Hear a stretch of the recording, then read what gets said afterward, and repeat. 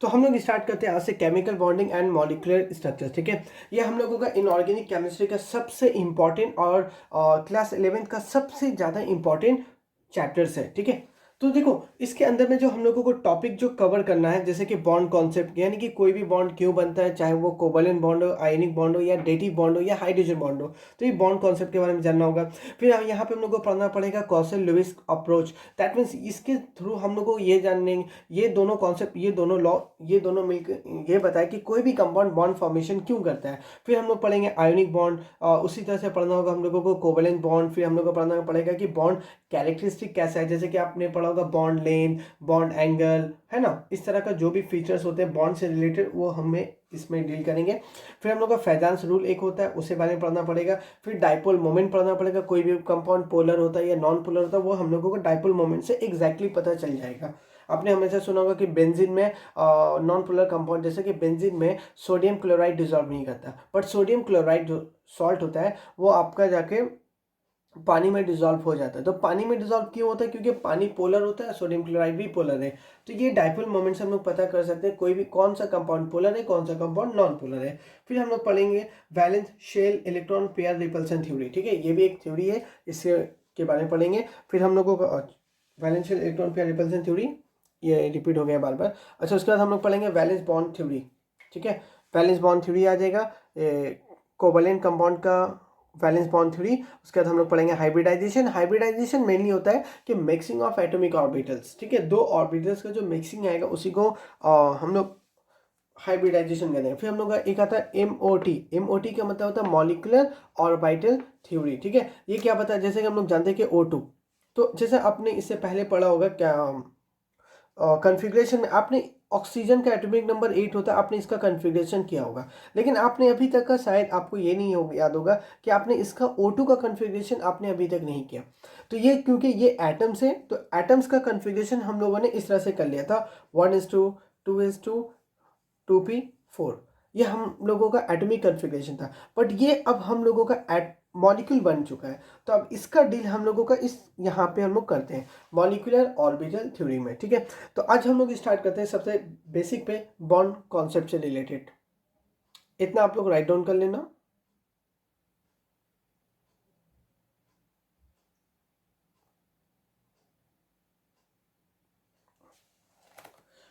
चलो देखो, chemical bond, chemical bond होता है क्या है? इट इज डिफाइंड एज, ठीक है, क्या कह रहा है कि it is defined as the attractive force which hold the various chemical constituents like atoms, ions and so on together in different chemical species is known as chemical bond। ठीक है, तो केमिकल बॉन्ड क्या होता है कि यानी कि different molecule, जैसे कि यहाँ पे मान के चलो एक कोई भी एटम्स हो गया, यहाँ पे भी एक एटम्स है, तो ये एक एटम्स दूसरे एटम्स को क्या कहता है, कुछ होल्डिंग करके रहता है, एक तरह का कुछ फोर्सेस होते हैं यहाँ पे, इन दोनों के बीच में एक पर्टिकुलर टाइप का फोर्सेस आता है। ये फोर्सेस ही क्या कर रहा है, इन दोनों एटम्स को एक दूसरे के साथ में होल्ड करके रखता है। ये जो फोर्स आता है इसी फोर्स को हम लोग कहते हैं बॉन्ड। जैसे आपने ग्रेविटेशन में पढ़ा होगा, ग्रेविटेशन में क्या होता है, जैसे कोई एक बॉडी है, एक दूसरा बॉडी है, ठीक है, तो एक बॉडी दूसरे बॉडी को अपनी तरफ क्या करता है, अट्रैक्ट करता है। बट हम लोग जब ग्रेविटेशन में देखा होगा कि ग्रेविटेशन में कोई ऐसा नहीं कि वहाँ पे कोई फोर्स को आपको इंडिकेट किया जाता है, या फोर्स को किसी हम लोग एक बॉन्ड के फॉर्म में दिखाते हैं, या एक एरो के, बस वहाँ पे हम लोग क्या दिखाते हैं, सिंपल है, दो बॉडी के बीच में फोर्स ऑफ अट्रैक्शन है। बट यहाँ पे बॉन्ड क्या बताया हम लोग, यहाँ पे जो फोर्स होता है, यहाँ पे फोर्स को हम लोग बॉन्ड के फॉर्म में रिप्रेजेंट करते हैं। ठीक है, तो ये हमारा डेफिनेशन बन गया, यहाँ से यहाँ तक का ये डेफिनेशन हो गया बॉन्ड का, केमिकल बॉन्ड का। उसके बाद कह रहा है कि bond forms to get the stability with the release of energy. अब देखो बॉन्ड क्यों बनता है, ये सबसे इंपॉर्टेंट है। बॉन्ड जब भी बनेगा, याद रखना, जब भी बॉन्ड फॉर्मेशन होगा तो वहां से क्या होगा, सिस्टम तुम्हारा हीट को रिलीज करता है। ठीक है, कभी भी अगर बॉन्ड फॉर्मेशन होगा हमेशा हीट क्या होगा, हीट आपका रिलीज होते हैं। और हीट रिलीज होने का मतलब ये होता है कि जब सिस्टम से हीट रिलीज होता है उस प्रोसेस को हम लोग कहते हैं एक्सोथर्मिक, EXOTHEMIC,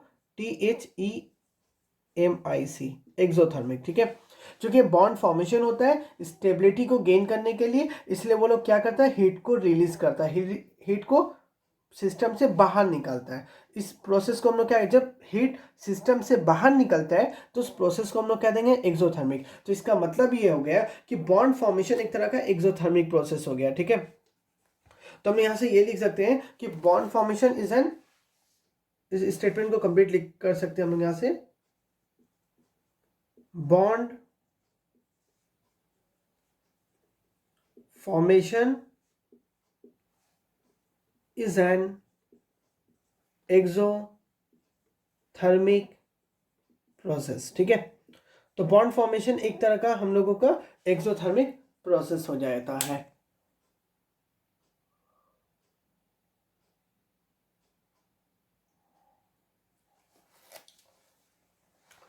अब हम लोग पढ़ेंगे Kossel Lewis approach to chemical bonding, ठीक है। तो कॉसेल और लुईस किस तरह से केमिकल बॉन्डिंग में अप्रोचिंग करता है ये लोग। तो ये थ्योरी, ये इस थ्योरी के according to this theory, atoms take part in bond formation to complete their octet और to acquire the electronic configuration of the nearest inert gas.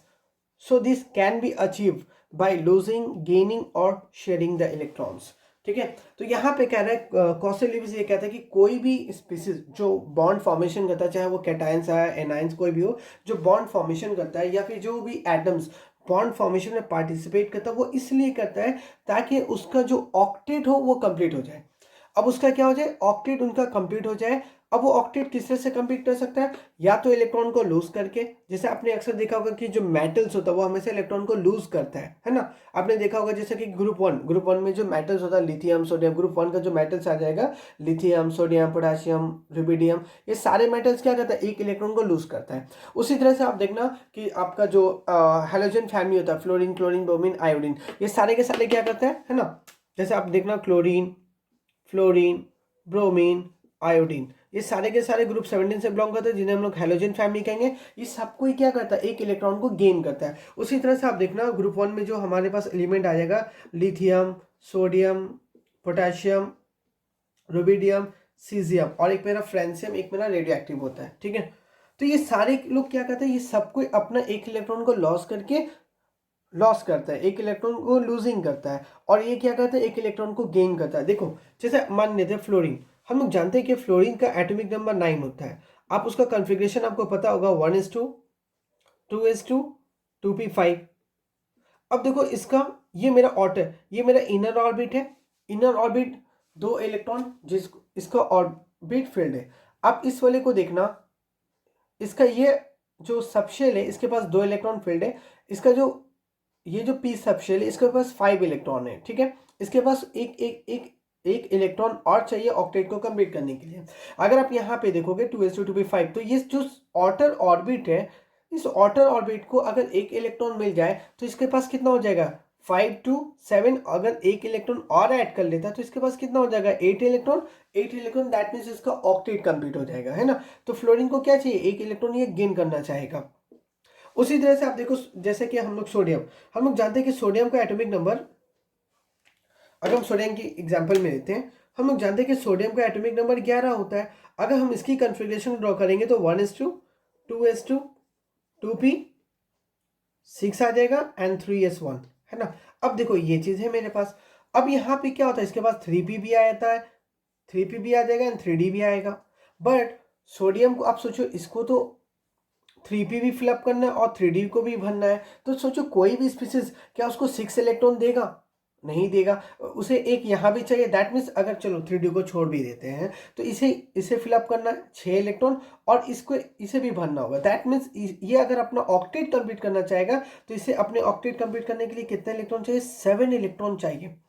और कोई भी पूरे पीरियोडिक टेबल में कोई भी ऐसा एटम्स नहीं होगा कि जो अपना 7 इलेक्ट्रॉन किसी सामने वाले को डोनेट कर दे, ठीक है। तो ये चीज़ हो जाएंगे, तो ये जनरली कोई भी करता नहीं है। हाँ, डी ब्लॉक एलिमेंट्स में आप देखना कि जैसा मैंगनीज हो गया, क्रोमियम हो गया, तो ये लोग +6 7 को लूज कर देता है। बट डी ब्लॉक एलिमेंट्स, ये लोग, ये जिसके साथ बनाता है, मेनली जो नॉन मेटल के साथ बनाता है ग्रुप वन का, वो लोग लॉस नहीं करेगा।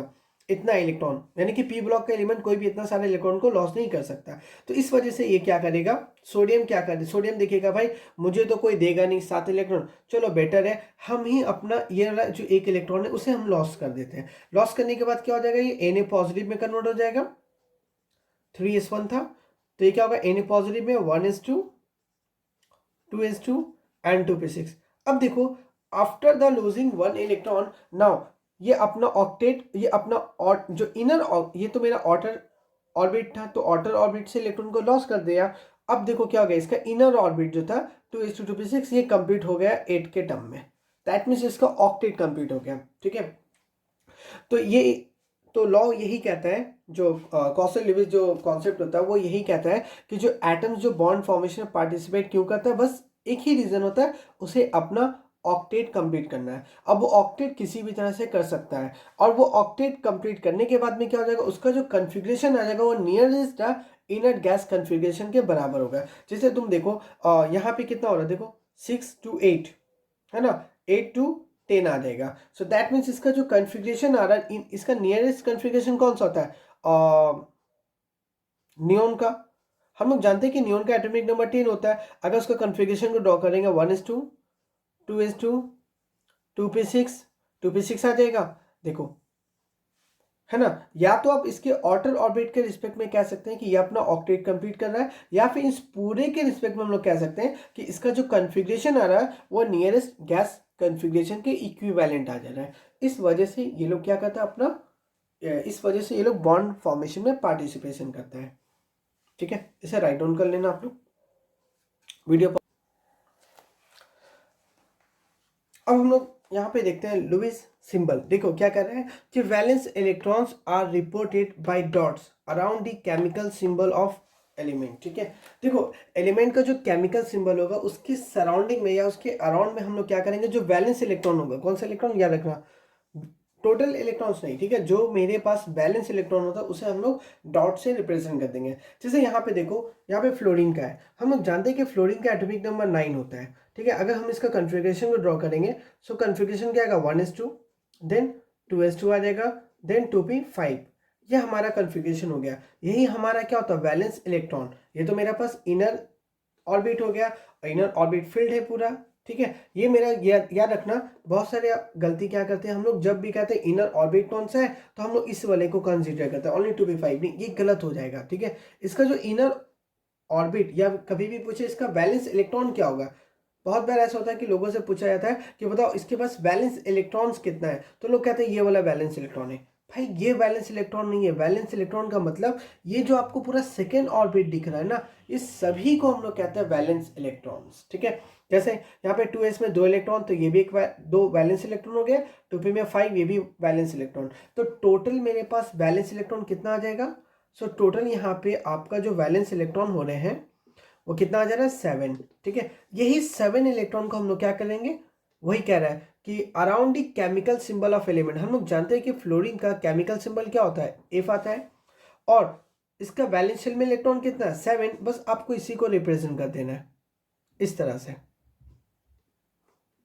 ठीक है, मैंने क्या किया, यहाँ पे 2 इलेक्ट्रॉन यहाँ, 2 इधर, इधर 2 इधर, और एक मैंने इधर। ठीक है, आप क्या करना, 2 इलेक्ट्रॉन को साथ में रखना, थोड़ा अच्छा लगेगा दिखने में। सो 2 4 6 और एक यहाँ पे एक, तो 7 हो गया। तो ये हम लोग को, ये इसे ही हम लोग क्या करेंगे, लुईस सिंबल हो गया ये। ठीक है, उसी तरह से देखना मैंने ऑक्सीजन का भी किया है। यहाँ पे ऑक्सीजन का देखना एटॉमिक नंबर कितना होता है, 8 आ जाएगा। सो 1s2 2s2 2p4 ये हमारा आता है। तो देखो ये इसका वैलेंस शेल हो गया, और इस वैलेंस शेल में टोटल इलेक्ट्रॉन कितना है, यहाँ पे 2 हो गया। ठीक है, अगर हम वैलेंस इलेक्ट्रॉन की बात करेंगे ऑक्सीजन की केसेस में वैलेंस इलेक्ट्रॉन, ये मेरा सिंबल इलेक्ट्रॉन के लिए यूज कर रहा हूँ मैं। सो यहाँ पे 2 आ जाएगा, और यहाँ पे मेरा 4 आ गया, तो कितना आ गया, 6।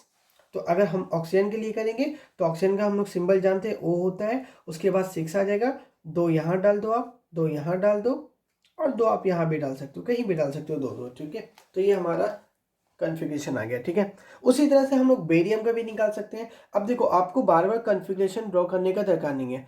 देखो बेरियम हम लोग जानते हैं कि ग्रुप 2 से बिलोंग करता है। और ग्रुप 2 के वैलेंस शेल में कितना होता है, 2 इलेक्ट्रॉन होता है, डायरेक्ट बैठा दूंगा मैं।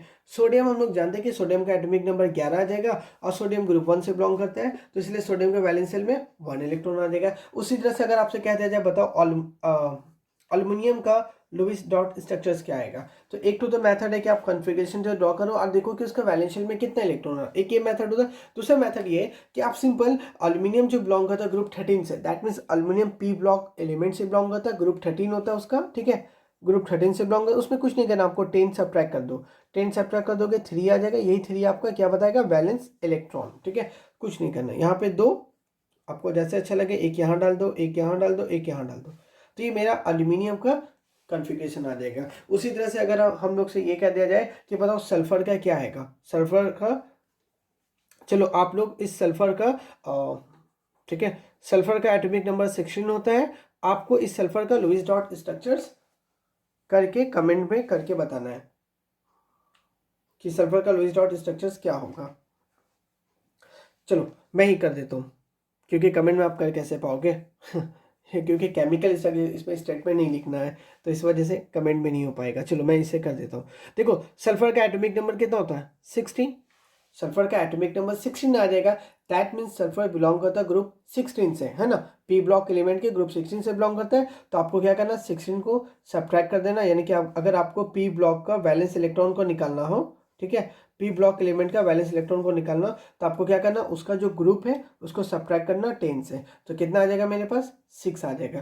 दैट मीन्स सल्फर का वैलेंस में कितना आ जाएगा, 6 आ जाता है। ये मेरा हो गया। अगर आपको वैसे नहीं समझ में आ रहा तो आप इस तरह से भी कर सकते हैं कि हम लोग जानते हैं कि सल्फर का एटॉमिक नंबर जो होता है, सल्फर का एटॉमिक नंबर आपका 16 आ जाएगा। कॉन्फ़िगरेशन ड्रॉ कर लेना, 1:2, 2:2, 2p6, 3:2, 3p4।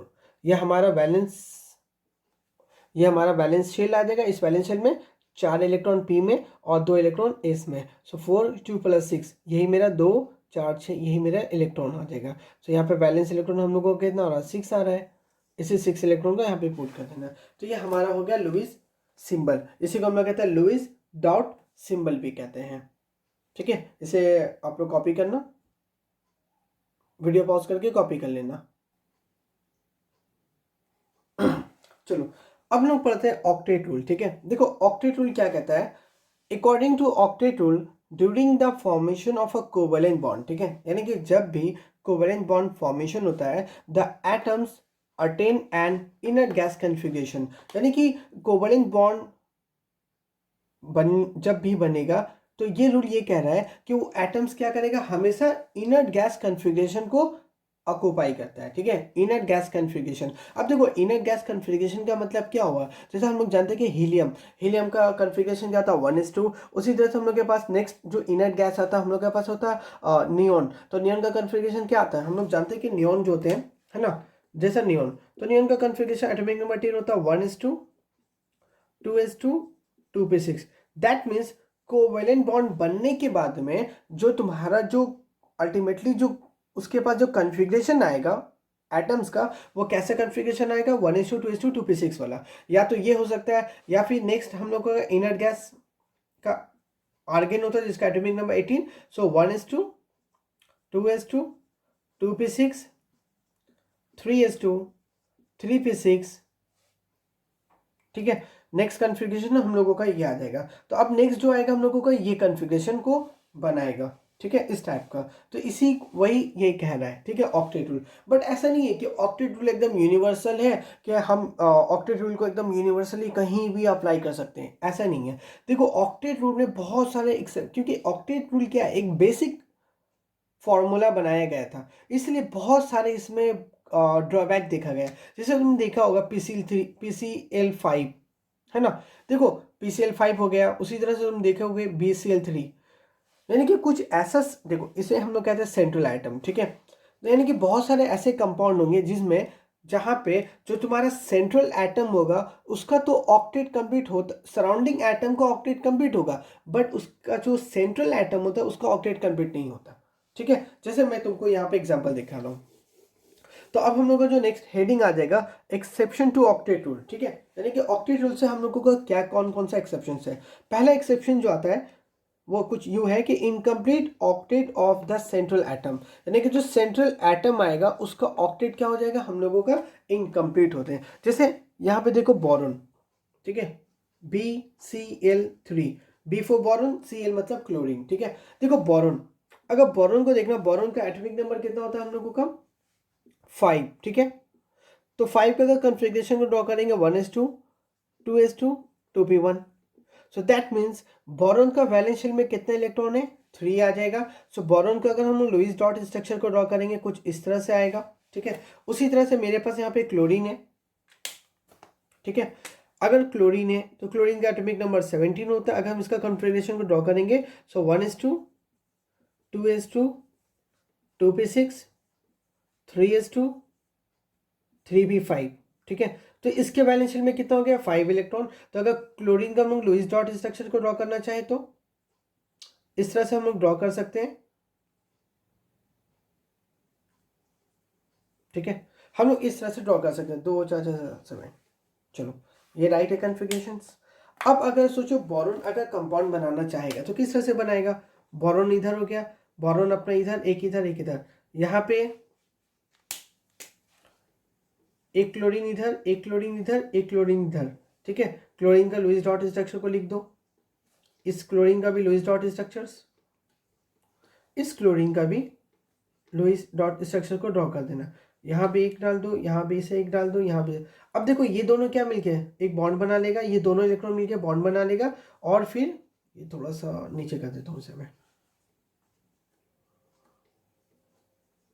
ठीक है। ये और ये दोनों मिलके एक बॉन्ड बना लेगा। अब देखो ये मेरे जो साइड में होता है इसे हम लोग कहते हैं सराउंडिंग एटम, ठीक है। जैसा ये एक सराउंडिंग सराउंडिंग सराउंडिंग, तो यहाँ पे मेरे पास 3 सराउंडिंग क्लोरीन एटम होंगे। देखो यहाँ पे 1 लोन पेयर, ये भी एक लोन पेयर, ये भी लोन पेयर। सो 2 इलेक्ट्रॉन इधर 2 इलेक्ट्रॉन इधर 2 इधर। और इस बॉन्ड में देखो दोनों, क्योंकि दोनों का इक्वल कंट्रीब्यूशन है इसीलिए हम इसे एक बॉन्ड बना है। इस बॉन्ड में 2 इलेक्ट्रॉन, ये बॉन्ड 2 इलेक्ट्रॉन से बना है। तो हम लोग ये कहेंगे कि ये इस क्लोरीन के पास में देखो टोटल इलेक्ट्रॉन कितना आ जाएगा 2 इधर 2 इधर 2 इधर और 2 ये भी है, ठीक है। याद रखना ये दोनों, ये इसको 1 कंसिडर मत करना, 1 इलेक्ट्रॉन कंसिडर मत करना।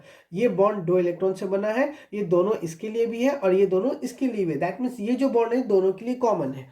सो 2 4 6 8, दैट मीन्स ये सराउंडिंग वाले क्लोरीन का ऑक्टेट कंप्लीट है। उसी तरह से आप यहाँ देख रहे हो 2 4 6 2 8, इस क्लोरीन का भी क्या है, इस सराउंडिंग क्लोरीन का भी ऑक्टेट कंप्लीट। उसी तरह से यहाँ देखो 2 4 6 2 8, दैट मीन्स इस क्लोरीन का भी क्या है ऑक्टेट कंप्लीट है। लेकिन अगर आप सेंट्रल एटम को देखोगे तो सेंट्रल एटम का बस 3 इलेक्ट्रॉन था। सो दैट मीन्स यहाँ पे 2 यहाँ पे 2 यहाँ पे 2, दैट मीन्स इस सेंट्रल एटम का बोरॉन का कितना हो रहा है total 6 electron. That means boron तो बॉन्ड बनाया क्लोरीन के साथ में, क्लोरीन का ऑक्टेट कंप्लीट कर दिया बट खुद का ऑक्टेट कंप्लीट नहीं कर पाया। तो ये मेरा एक्सेप्शंस होता है। तो ऑक्टेट रूल के अकॉर्डिंग ये तो कंपाउंड को एग्जिस्टेंस ही नहीं करना चाहिए था, क्योंकि सराउंडिंग का तो ऑक्टेट कंप्लीट है बट जो सेंट्रल एटम है उसका ऑक्टेट ही कंप्लीट नहीं है। और अकॉर्डिंग टू ऑक्टेट रूल ये कहता है कि जिस कंपाउंड का ऑक्टेट कंप्लीट होता है वही बॉन्ड फॉर्मेशन करेगा, वही बॉन्ड का एग्जिस्टेंस भी होगा। बट आप देखो यहाँ पे क्या हो गया, इसका ऑक्टेट कंप्लीट नहीं है बट फिर भी ये रियलिटी में ये कंपाउंड का आपको एग्जिस्टेंस मिलता है। तो अब यही एक ड्रॉबैक हो गया कि BCl3 में बोरॉन का सेंट्रल एटम का ऑक्टेट कंप्लीट नहीं है, फिर भी ये इसका एग्जिस्टेंस होता है। क्यों होता है, अब ये क्यों होता है, ये जो एक्सेप्शंस, ये जो ड्रॉबैक है उसी को हम लोग आगे लॉ इसको डील करता है। इतना आप लोग इसे राइट ऑन कर लेना वीडियो पॉज करके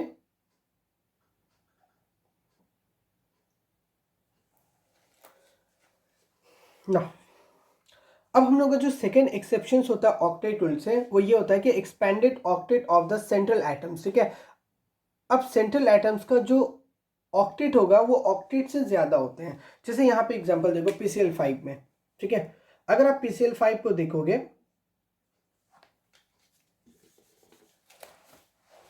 PCl5, तो यहाँ पे फॉस्फोरस का एटॉमिक नंबर कितना था 15 आ जाएगा। तो अगर हम इसका कॉन्फ़िगरेशन ड्रॉ करेंगे 1s2 2s2 2p6 3s2 3p 3p3 आता है ना, 3p3 आ जाएगा। और उसी तरह से अगर हम लोग यहाँ पे क्लोरीन का एटॉमिक नंबर हम लोग जानते हैं कि 17 होता है। इससे पहले भी मैंने अभी इस केस में बताया था क्लोरीन का। फिर चलो फिर से ड्रॉ कर देता हूँ। 1s2, 2s2, 2p6, 3s2, 3p5 आ जाएगा। चलो तो इसका वैलेंस शेल में अगर इसका लुईस डॉट स्ट्रक्चर ड्रॉ करेंगे क्लोरीन का, तो क्लोरीन का कुछ इस तरह से लुईस डॉट स्ट्रक्चर आ जाएगा।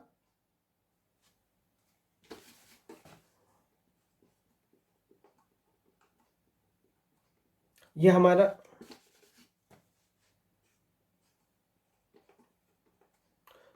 क्लोरीन का लुईस डॉट स्ट्रक्चर आ गया। और अगर हम लोग फास्फोरस का लुईस डॉट स्ट्रक्चर्स को ड्रॉ करना चाहेंगे, तो फास्फोरस का वैलेंस शेल में कि देखो कितने इलेक्ट्रॉन है, 5 है। तो ये फास्फोरस का सिंबल होता है। यहाँ पे 2 इलेक्ट्रॉन यहाँ डाल दो, 2 यहाँ डाल दो, 1 इलेक्ट्रॉन यहाँ पे डाल दो, ठीक है। तो ये हमारा 2 सिंबल हो गया। चलो यहाँ पे कितना PCl5 है ना, ये मेरे स्ट्रक्चर्स हो गया PCl5। हमें PCl5 का देखो लिखना है, तो मेरे पास phosphorus as a central atom होगा, सराउंडिंग में क्लोरीन आ जाएगा। चलो हम लोग कुछ इस तरह से मान लेते हैं, ठीक है। चलो एक मैं यहाँ डालता हूँ, एक यहाँ पे डाल दो, एक यहाँ डाल दो, एक यहाँ डाल दो आप, ठीक है। और एक क्लोरीन को यहाँ पे लिख देंगे, एक क्लोरीन यहाँ आ जाएगा, एक क्लोरीन यहाँ आ जाएगा, एक क्लोरीन यहाँ पे आ जाएगा, ठीक है। क्लोरीन का लुईस डॉट स्ट्रक्चर को लिख दो जल्दी जल्दी जल्दी। इसका भी लिख देते हैं जल्दी जल्दी जल्दी जल्दी जल्दी। इस वाले का भी लिख दो जल्दी जल्दी जल्दी जल्दी जल्दी। इस वाले का भी मैं बैठा देता हूँ लुईस डॉट स्ट्रक्चर्स को, ठीक है। चलो एक और रहता है, उसे मैं यहाँ लिख देता हूँ।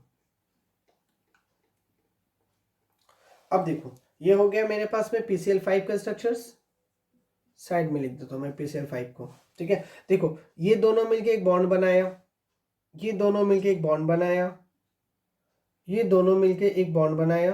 चलो इसको मैं थोड़ा सा ऊपर कर देता हूँ। ये दोनों मिलके एक बॉन्ड बना देगा। यहाँ पे भी एक है, यहाँ पे एक, ये दोनों मिलके एक बॉन्ड बनाएगा। फिर यहाँ पे एक फास्फोरस का, यहाँ पे एक इलेक्ट्रॉन, ये दोनों मिलके बॉन्ड बनाया, ठीक है ना।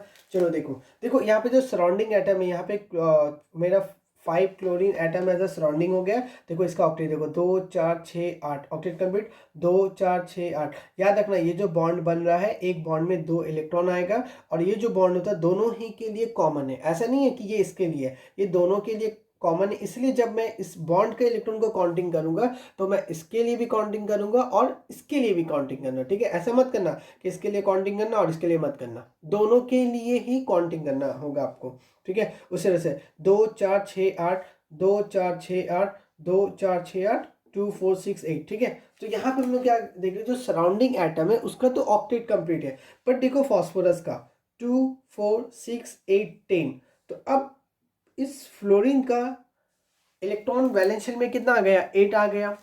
होना तो नहीं चाहिए था। ऑक्टेट रूल क्या कहता है कि जो स्टेबिलिटी गेन करने के लिए, वो अपने ऑक्टेट को कंप्लीट करने के लिए बॉन्ड फॉर्मेशन करता है। देखो अब ये तो बॉन्ड फॉर्मेशन किया, बट बॉन्ड जो फॉर्मेशन कर रहा है वो मोर देन 4 बॉन्ड्स है ना। More than 4 bond, that means more than 10 electrons ये कैरी कर रहा है। तो अकॉर्डिंग टू ऑक्टेट रूल इस तरह के कंपाउंड का एग्जिस्टेंस नहीं होना चाहिए, बट फिर भी ये कंपाउंड एग्जिस्ट करता है। अब इसका मेन रीजन क्या है एग्जिस्टेंस होने का, यही रीजन हम लोगों को आगे का जो लॉ पढ़ेंगे, आगे का जो हम लोग रूल पढ़ेंगे, जैसे कि वैलेंशियल इलेक्ट्रॉन पेयर रिपल्सन थ्योरी या फिर वैलेंस बॉन्ड थ्योरी, वहां से हम लोगों को इसके बारे में पता चल जाएगा कि ये कंपाउंड क्यों एग्जिस्टेंस करता है रियलिटी में, ठीक है।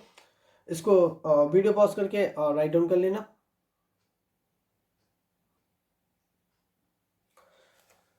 चलो अब हम लोग थोड़ा सेकेंड एग्जांपल देख लेते हैं सल्फ्यूरिक एसिड का, ठीक है। देखो सल्फ्यूरिक एसिड में H2SO4 में sulphur act as a surrounding atom का काम करेगा। सल्फर का एटॉमिक नंबर 16, ये हमारा कन्फिग्रेशन आ जाएगा, और सल्फर का लुईस डॉट स्ट्रक्चर्स ये बन जाएगा, ठीक है। सॉरी यहाँ पे 4 हो जाएगा, यहाँ पे 4 आ जाएगा। हाइड्रोजन का 1s1 आ जाएगा, ये मेरा लुईस डॉट स्ट्रक्चर हो जाएगा।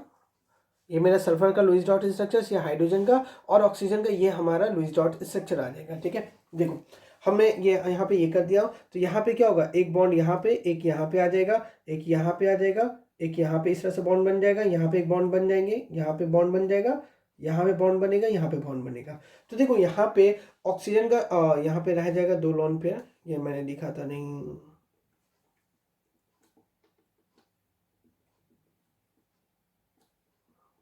ठीक है। देखो हाइड्रोजन को छोड़ दो, ऑक्सीजन का देखना ऑक्टेट कंप्लीट है 2 4 6 8, ठीक है। ये भी ऑक्सीजन का देखना 2 4 6 8, ये ऑक्सीजन का देखना 2 4 6 8, इस ऑक्सीजन का देखना 2 4 6 8, ठीक है। जितना भी ऑक्सीजन है सबका ऑक्टेट कंप्लीट है। लेकिन अगर आप सल्फर का देखोगे तो सल्फर का देखो कितना हो गया 2 4 6 8 10 12, दैट मीन्स इसका ऑक्टेट जो है दैट मीन्स इसके पास 8 इलेक्ट्रॉन होना चाहिए था, बट इसके पास है मोर देन 8 इलेक्ट्रॉन्स है। देखो सल्फ्यूरिक एसिड तो हम लोग बचपन से ही पढ़ते हुए आते हैं ना, H2SO4 बचपन से पढ़े हुए भाई, H2SO4 देखो अकॉर्डिंग टू ऑक्टेट रूल ये कंपाउंड का एग्जिस्टेंस नहीं होना चाहिए, बट ये कंपाउंड होता है। तो दैट मीन्स ये मेरा मेजर ड्रॉबैक हो गया ऑक्टेट रूल का, ठीक है। इसे राइट डाउन कर लेना।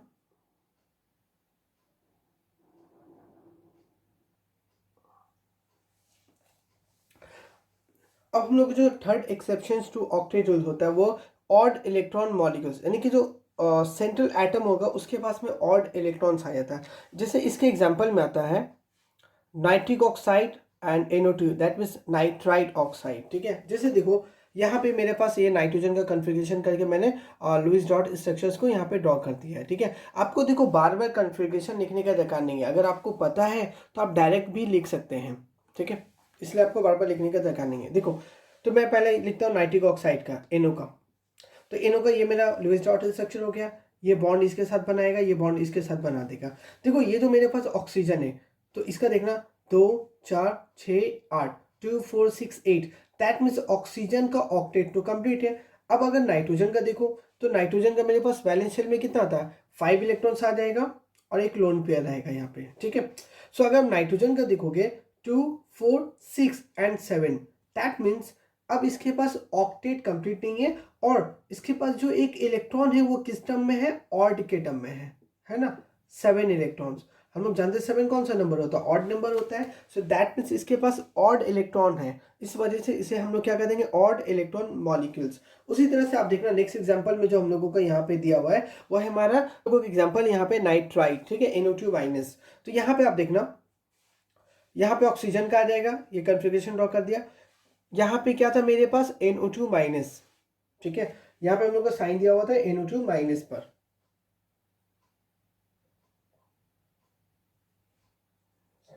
ये माइनस आ जाएगा, ठीक है। तो ये इसके साथ बॉन्ड बनाएगा,